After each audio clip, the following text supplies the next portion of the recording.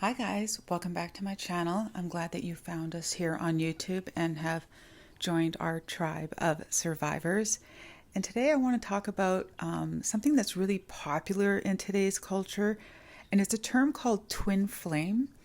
And if you ever look it up and start reading what a twin flame is and the connection that two people can have, and basically what it is when a soul comes to earth and splits into two to gain experience in duality of a life or lives, and then when those two people meet, so it's more than just like a soulmate, it's like the same soul splitting into two and then finding each other on the earth plane, is like the spiritual aspect of a twin flame.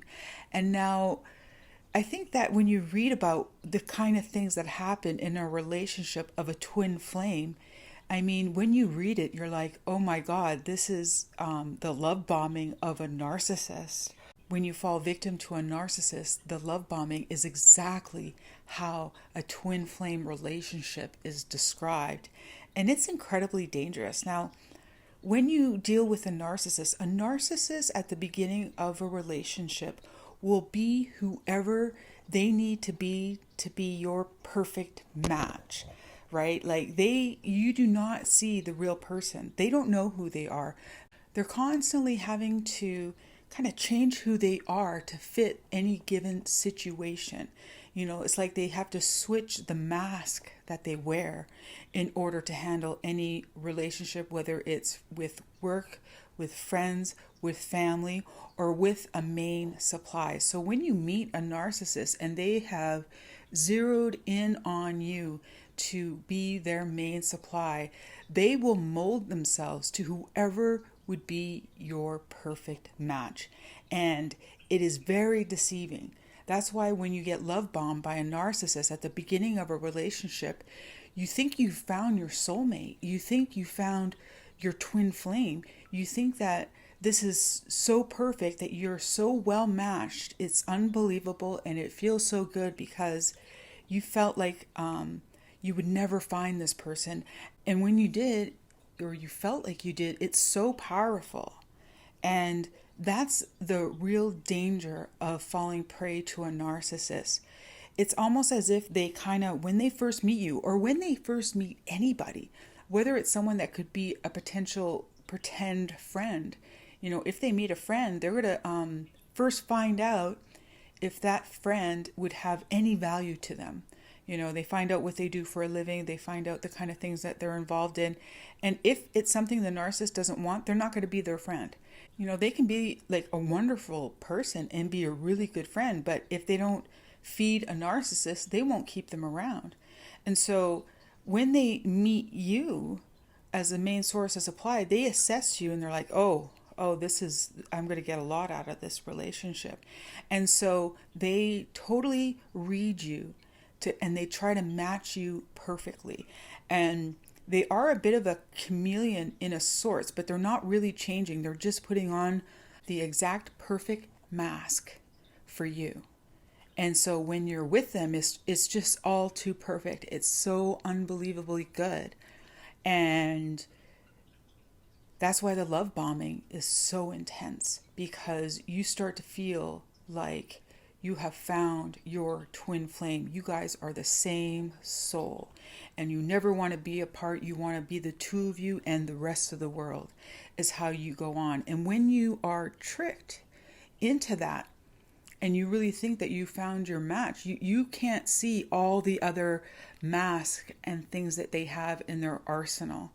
And I've heard another, self-proclaimed narcissist say, when they meet someone, all the things, the conversations and things that you have at the beginning, they kind of use that as a blueprint to see the kind of person that they need to be with you at the beginning to love bomb you.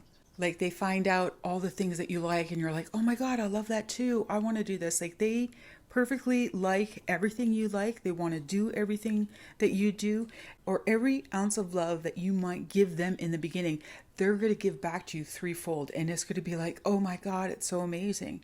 Right? And that's And that's the trick. And as the relationship goes on, you find out that that person that you met during the love bombing stage is not your twin flame. It was a trick. They changed into whoever they needed to be to make it seem so perfect. Now, the thing is, if you find this out, towards the end of the relationship, when the devaluing stage starts, you might actually detect this and know and see that mask slip and really start to have doubts. And as soon as that happens, then they feel like the jig is up. And because they have this ability to switch to any person that would match anyone else perfectly to love bomb them, they can easily just drop you and go on to the next and then be whoever that perfect twin flame is for that person. And you're left feeling like you're never going to find that ever again, because there's a part of you that feels like, no, it was real.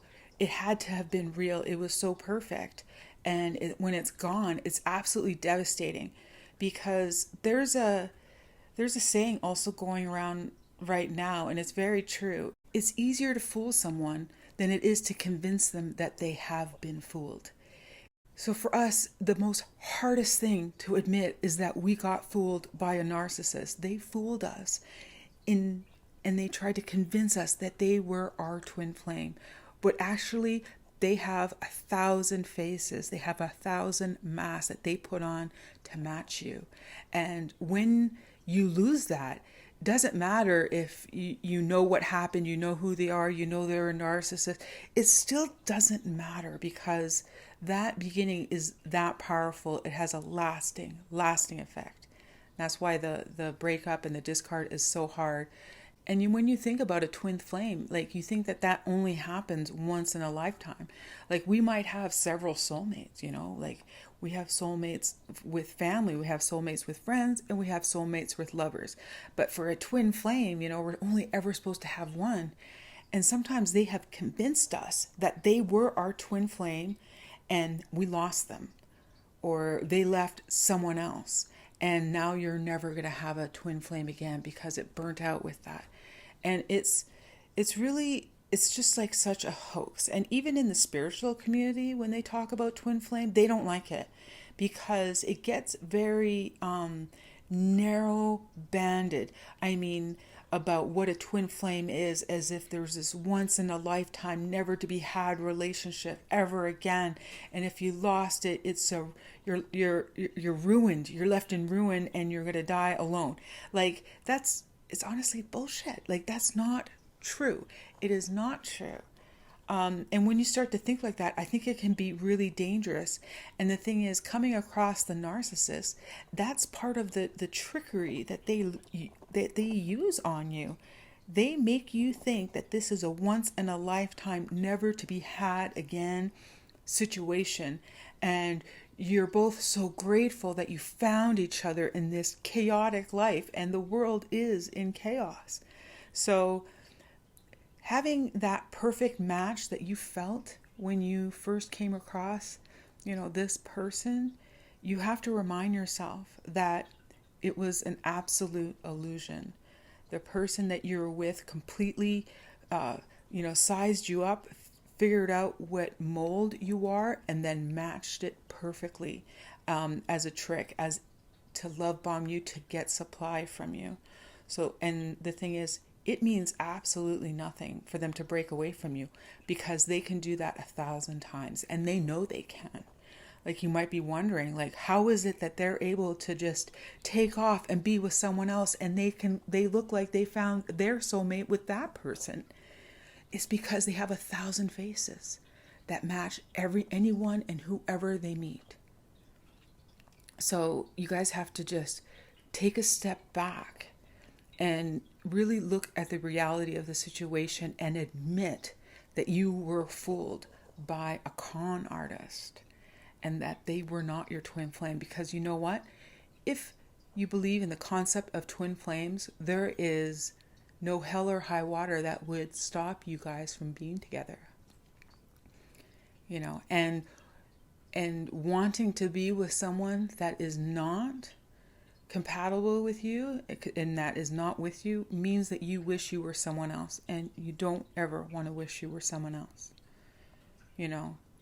So I was given that advice a long time ago, saying they were trying to convince me that my ex was not my perfect match, because if it was, I would be with them, and because I'm not with them but still wanting to be, that's like me wanting to be someone else than who I am.